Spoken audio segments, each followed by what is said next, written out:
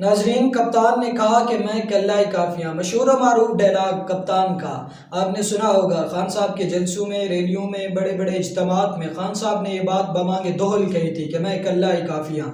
मगर सवाल ये है कि खान साहब, जब आपकी हुकूमत बनी आप कल्ले तो नहीं थे, आपकी अक्सरियत तो नहीं थी, आपके पास अक्सरियत थी ही नहीं, तो फिर आप कल्ले कैसे काफ़ी थे या आप कल्ले कैसे काफ़ी हैं? सवाल ये है कि आप जो कहते थे कि आप कल्ले काफ़ी हैं, तो फिर आपको मुस्लिम लीग काफ को मिलाने की क्या ज़रूरत पड़ी थी? सिंध से MQM को साथ मिलाने की क्या ज़रूरत पड़ी थी? KP में जमात इस्लामी को साथ मिलाने की क्या ज़रूरत थी? और बलूचिस्तान से भी आपको चंद पार्टियों को मिलाने की क्या ज़रूरत थी? आप तो कल्ले काफ़ी थे।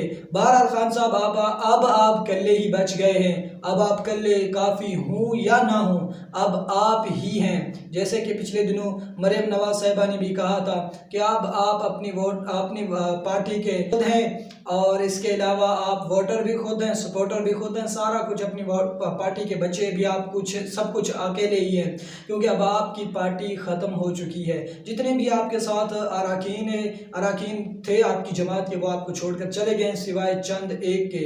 अनकरीब शायद वो भी आपको छोड़कर चले जाएं, क्योंकि ऐसे लोग सिर्फ इक़्तिदार के भूखे होते हैं जो इक़्तिदार को देखकर अपना नज़रिया बदलते हैं। अब आप कल्ले काफ़ी हूँ या ना हूँ, फिर भी आपको कल्ला ही रहना है खान साहब, क्योंकि आपके साथी दगा कर गए हैं, आपको धोखा देकर चले गए हैं। अब देखते हैं खान साहब, आने वाले वक्त में आप कल्ले काफ़ी हो सकते हैं या नहीं हो सकते।